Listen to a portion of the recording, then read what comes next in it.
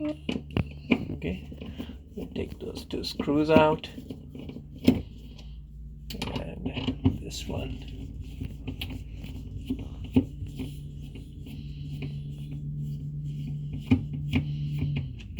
Okay, and that's where the water tank attaches. So now I'm going to try and pull.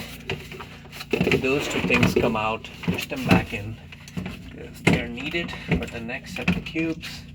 And pull this wire out, this one, and voila, we got the water tank out. That's water in it.